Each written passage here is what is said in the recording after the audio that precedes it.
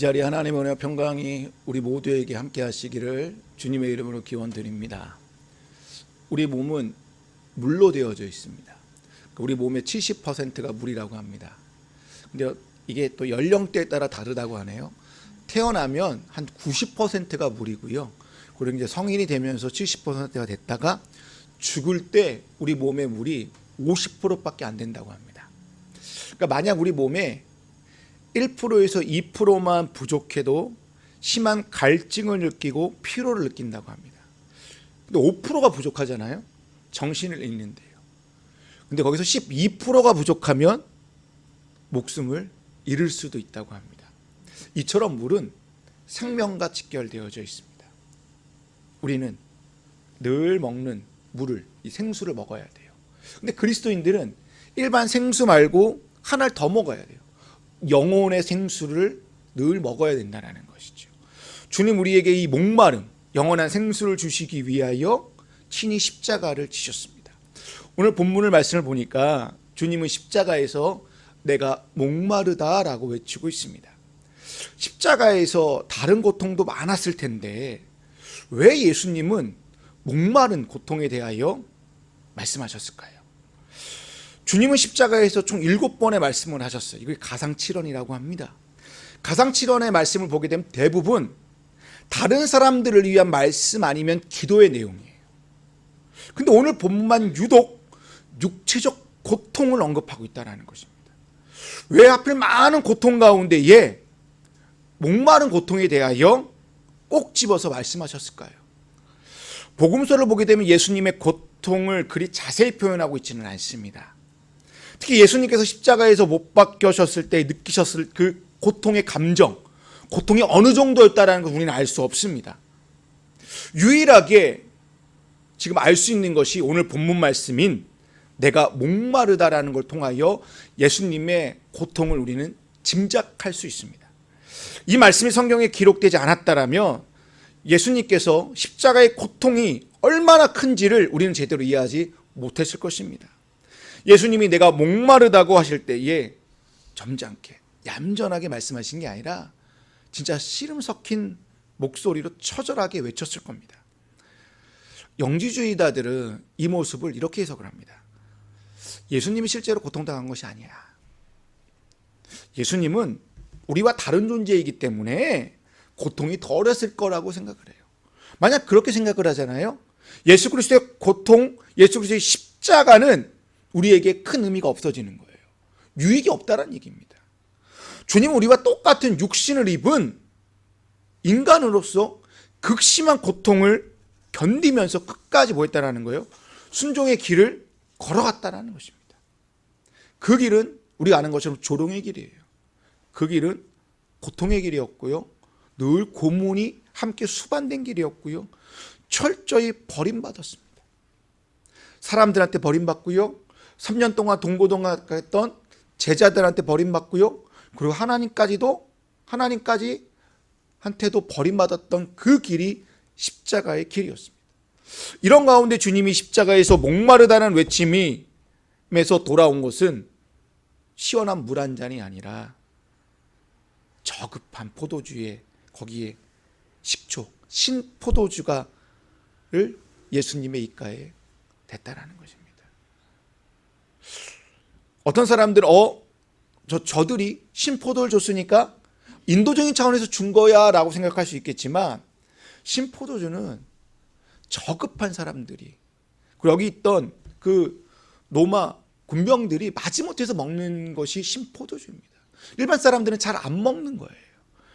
근데 이런 것을 하나님의 아들이자 이스라엘 왕이신 그분에게 이러한 것들을 줬다라는 것은 진짜 사람이 하서는 안 될 그 취급을 그들이 했다라는 것입니다.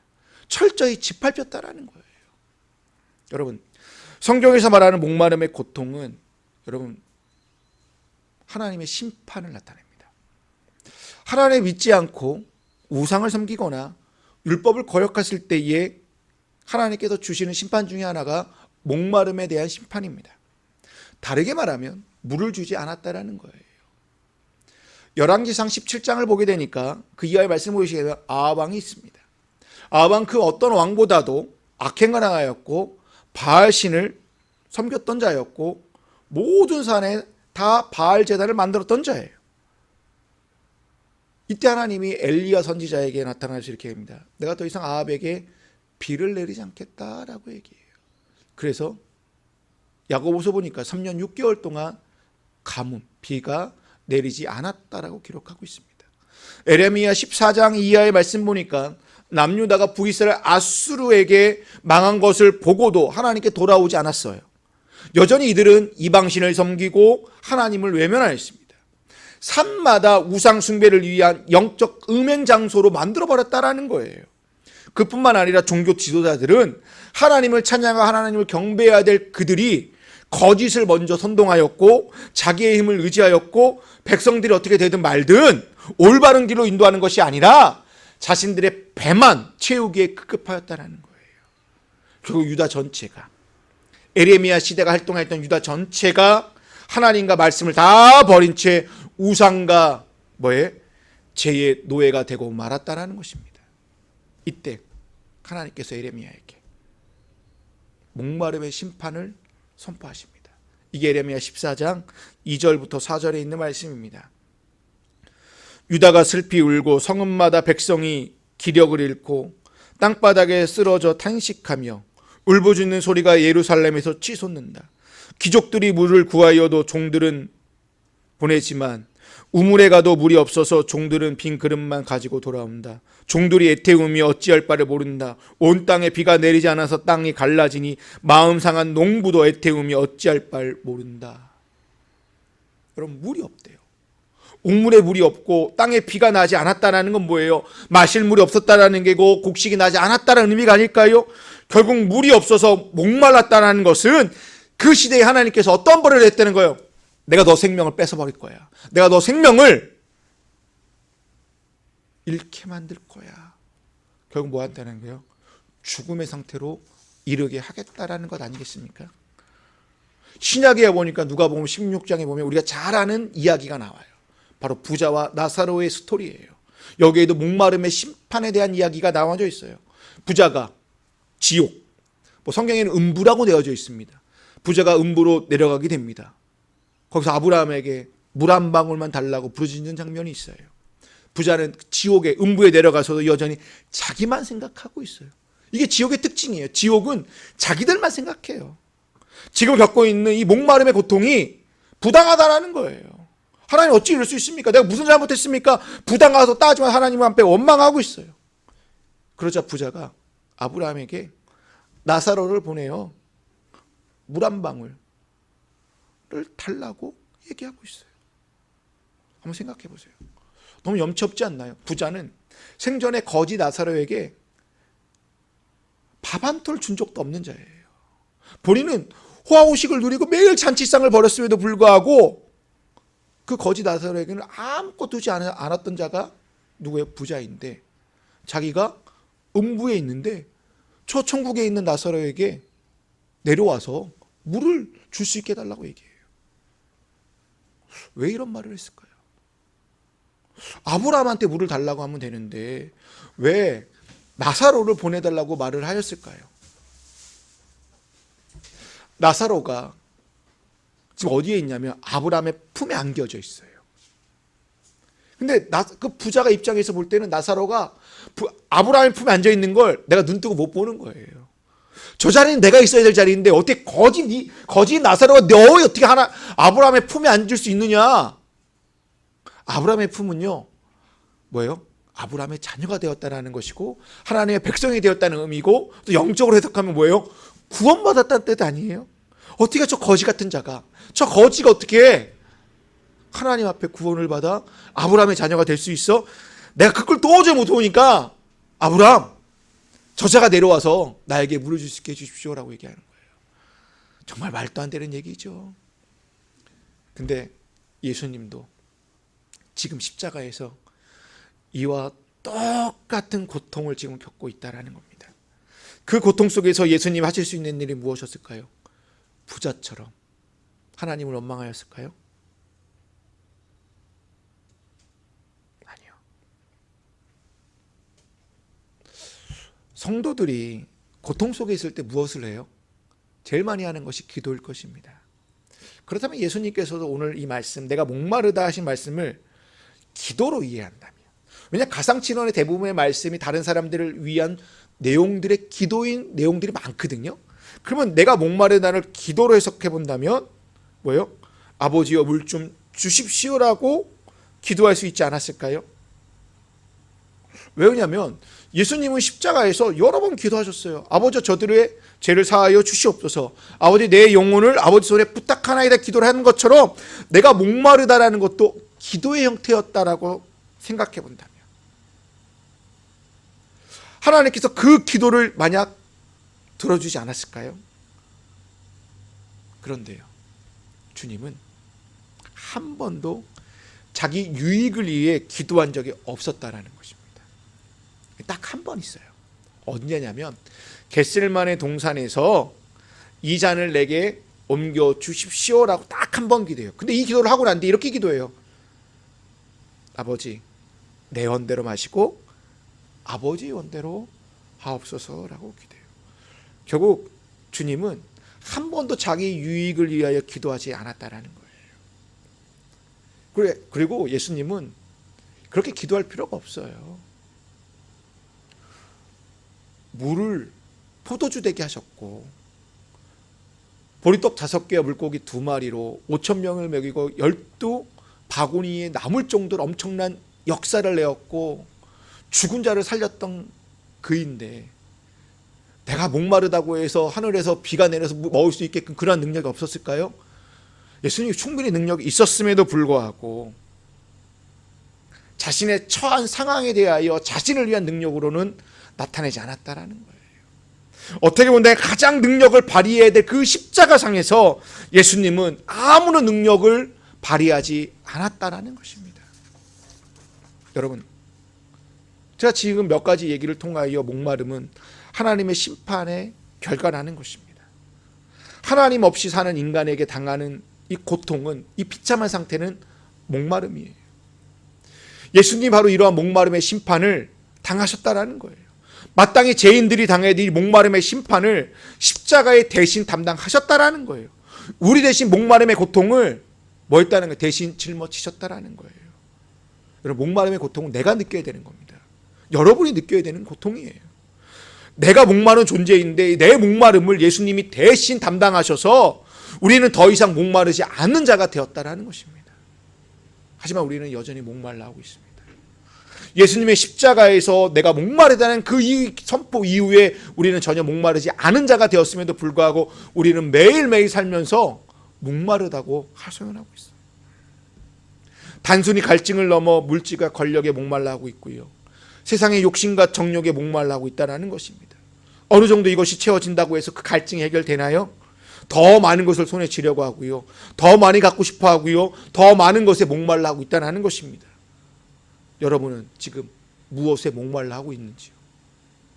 많은 사람들이 영적인 부분보다는 세상적인 갈증과 목마름에 대하여 아우성치고 있을 거예요. 하소연할 거예요. 그것을 어떻게 해서든 채우려다 보니 하나님과는 점점 더 멀어지고 있다는 거예요. 세상과 더 가까워질 수밖에 없다는 것입니다.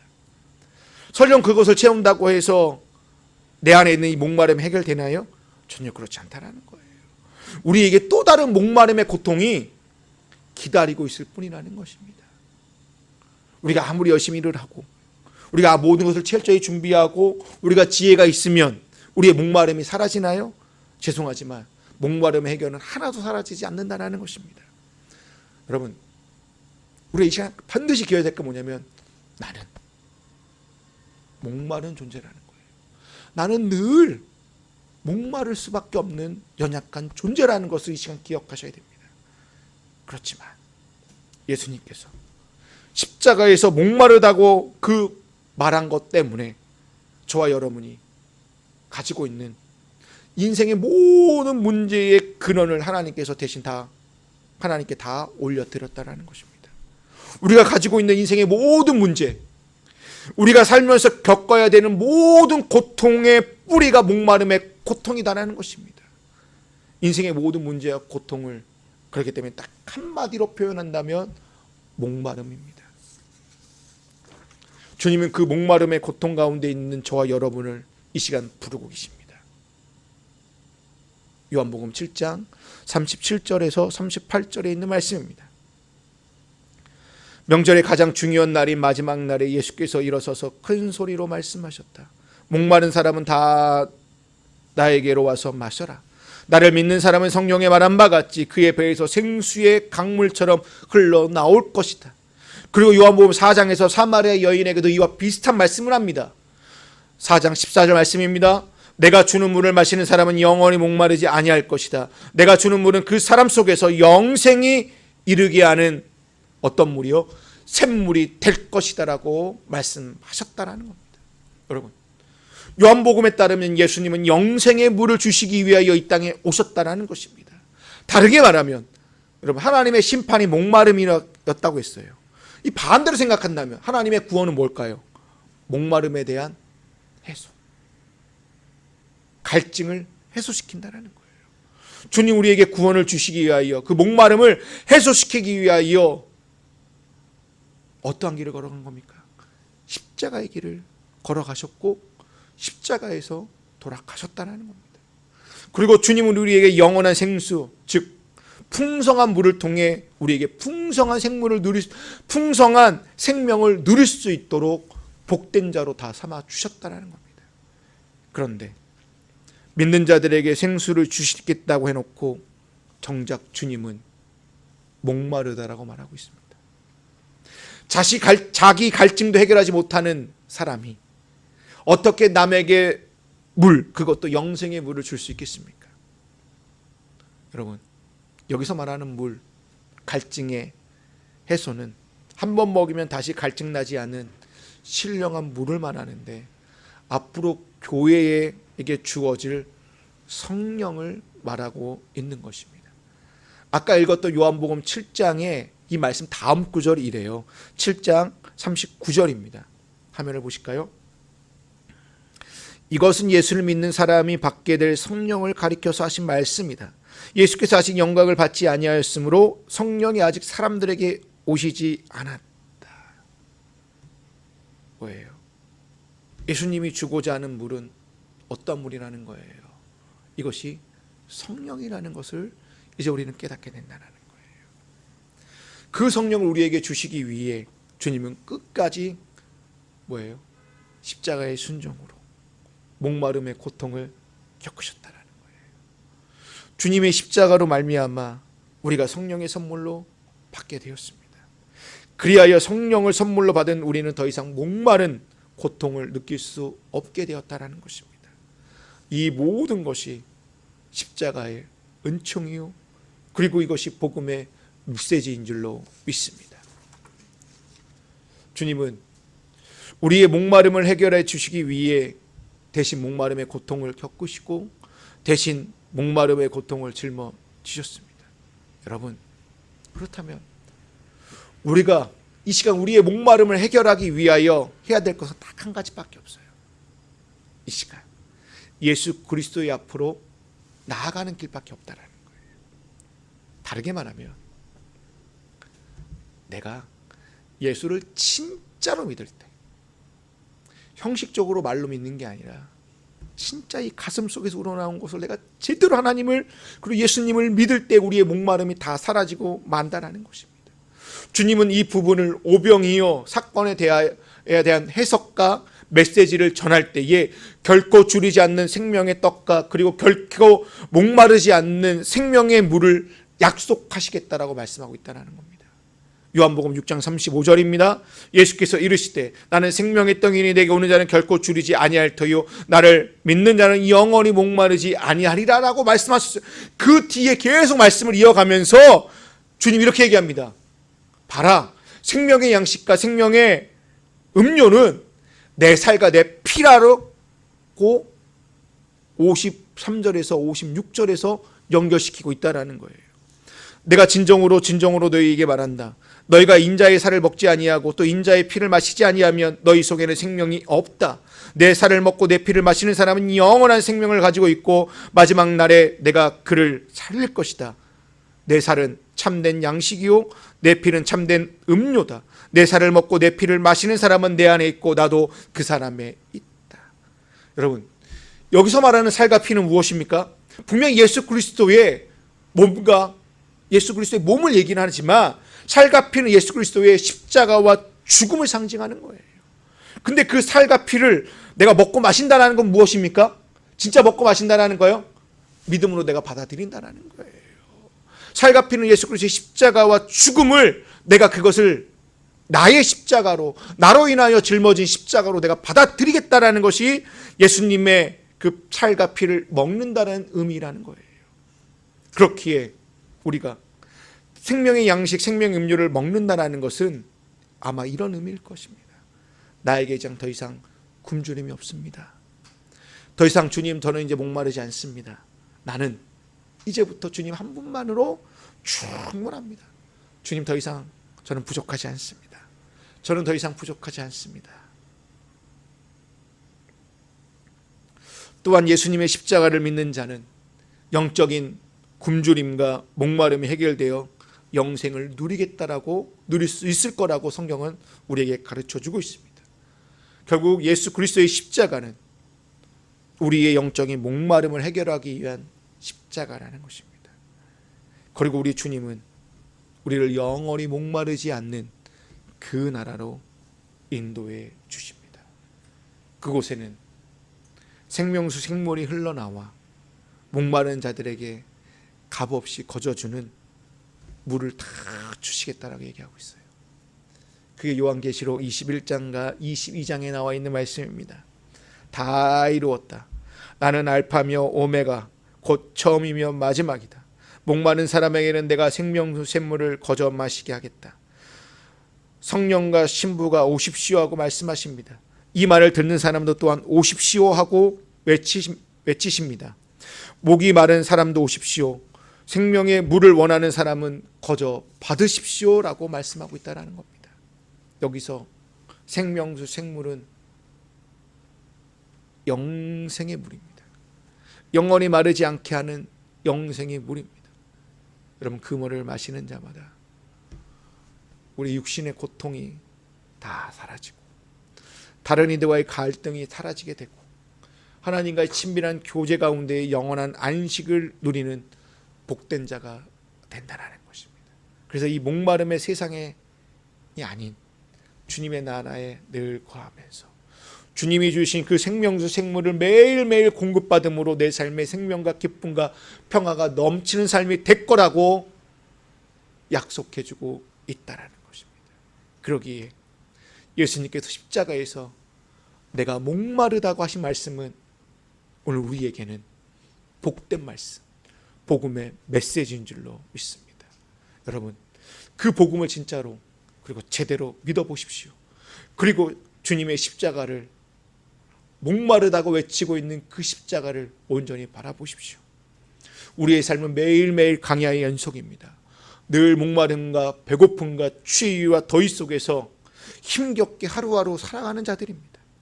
무엇 하나 제대로 해결되는 것 없고요. 늘 고통과 아픔과 고통 속에서 매일매일 살아갈 수밖에 없는 정말 목마른 존재입니다. 주님은 우리의 모든 문제를, 이 목마름의 문제를 해결하시기 위하여 대신 짊어지시고 대신 십자가에서 돌아가셨습니다. 그 십자가를 바라볼 때에 우리의 목마름이 다 해결될 줄로 믿고 이번 이 사순절 기간 동안 십자가를 바라봄으로 우리의 모든 목마름이 해결되어 영원히 하나님 나라 가기 전까지 영원히 목마르지 않는 삶을 살아가는 저와 여러분이 다 되시기를 주님의 이름으로 축원드립니다.